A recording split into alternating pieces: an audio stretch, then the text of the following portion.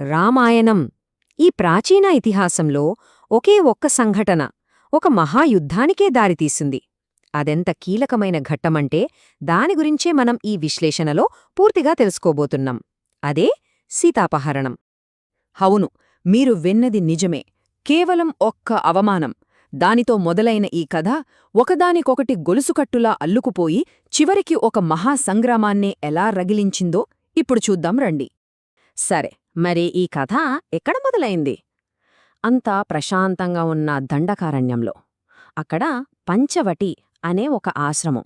ఆ ఆశ్రమంలో రాముడు తన భార్య సీత, తమ్ముడు లక్ష్మణుడితో ఎలాంటి ఆర్భాటం లేకుండా చాలా ప్రశాంతంగా జీవిస్తున్నారు. అయితే ఆ ప్రశాంతత ఎంతో కాలం నిలవలేదు. ఎందుకంటే వాళ్ల జీవితంలోకి అనుకోని ఒక వ్యక్తి రాబోతోంది. వాళ్ల జీవితాల్ని తలక్రిందులు చేయబోతోంది. వచ్చింది. మరెవరో కాదు, శూర్పణఖ అనే ఒక భయంకరమైన రాక్షసి. ఆమె రాముణ్ణి చూడగానే ఆయన అద్భుతమైన రూపాన్ని చూసి అంతే మోహంతో కామంతో రగిలిపోయింది. ఆమె స్వభావం ఎలాంటిదో ఆమె మాటల్లోనే మనకు తెలిసిపోతుంది. ఏమాత్రం మొహమాటం లేకుండా నువ్వు ఇప్పుడే నాకు భర్తవి అవ్వాలి అని అడగడమే కాదు, ఒకవేళ సీతాలక్ష్మణులు అడ్డొస్తే వాళ్లను పచ్చిగా తినేస్తాను అని కూడా బెదిరించింది. అంటే ఆలోచించండి, ఆమె బెదిరింపు ఎంత నేరుగా, ఎంత హింసాత్మకంగా ఉందో. ఇక ఆమె ప్రవర్తనకు ప్రతిఫలంగా ఏం జరిగిందంటే, రాముడి ఆజ్ఞతో లక్ష్మణుడు ఆమెకు చాలా కఠినమైన శిక్ష విధించాడు. అదేంటంటే ఆమె ముక్కు, చెవుల్ని కోసేశాడు. బస్ ఈ ఒక్క ఘోర అవమానం ఆమెలో ప్రతీకారం అనే అగ్నిని రగిల్చింది. చూసారా, ఒక వ్యక్తిగత అవమానం ఇప్పుడు ఎలా పెరిగి పెద్దదై ఒక పెద్ద యుద్ధానికి దారితీయబోతోందో. ఇదికపై కేవలం శూర్పణఖ పగ మాత్రమే కాదు, మొత్తం రాక్షస జాతి గౌరవ సమస్యగా మారబోతోంది. ఇదొక డామినో ఎఫెక్ట్ లాంటిదన్నమాట. శూర్పణఖకు జరిగిన అవమానం స్టెప్ బై స్టెప్ ఎలా పెద్దదయిందో చూడండి. ఫస్ట్ ఆమె నేరుగా తన సోదరుడు ఖరుడి దగ్గరికి వెళ్ళింది.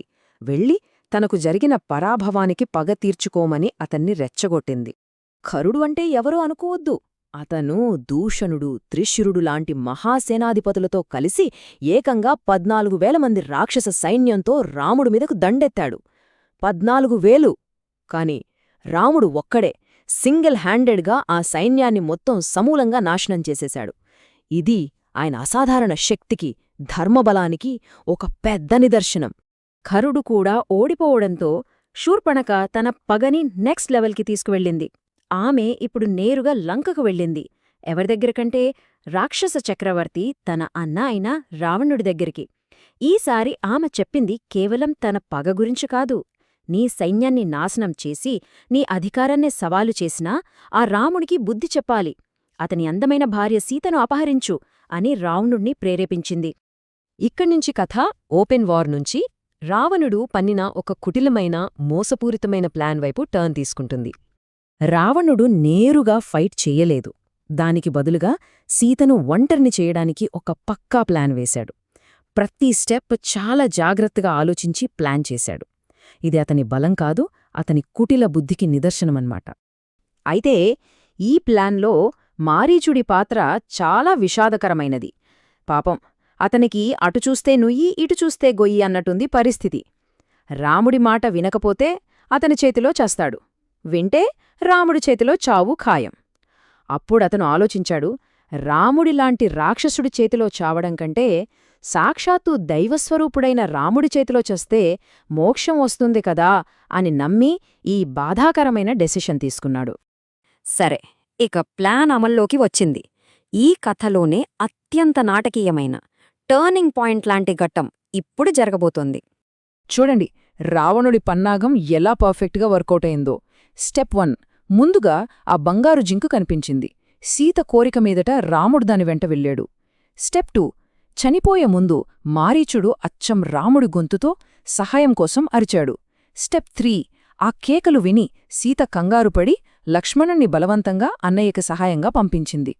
స్టెప్ 4, ఇక సీత ఒంటరిగా ఉంది. ఇదే అదునుగా రావణుడు ఆమెను అపహరించాడు. చివరిగా స్టెప్ 5, గద్దలరాజైన జటాయువు అడ్డుపడ్డాడు. కాని రావణుడు ఆయన్ని కూడా చంపేశాడు. చూశారా, ప్రతిదీ ప్లాన్ ప్రకారమే జరిగింది. జటాయువులాంటి వీరుడు ప్రాణాలు పణంగా పెట్టినా రావణుణ్ణి ఆపలేకపోయాడు. అలా చివరికి రావణుడు సీతను తన రాజ్యమైన లంకకు తీసుకెళ్లి అక్కడ అశోకవనంలో బంధించాడు. ఇక్కడితో సీతాపహరణం అనే ఘట్టం ముగిసింది. కాని ఒక మహాసంగ్రామానికి ఇక్కడే బీజం పడింది.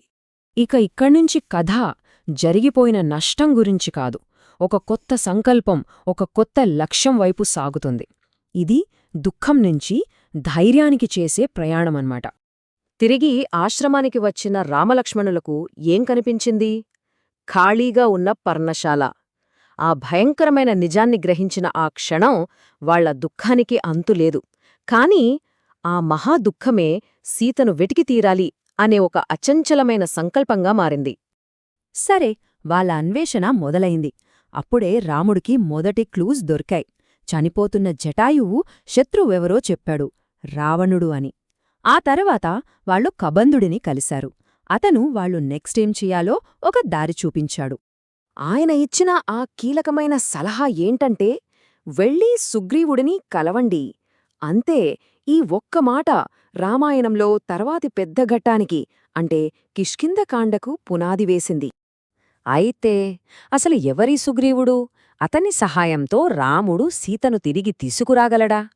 ఈ ప్రశ్నలతో మన కథ ఒక కొత్త, చాలా ఆసక్తికరమైన మలుపు తీసుకుంటుంది. అసలు ఏం జరగబోతోంది?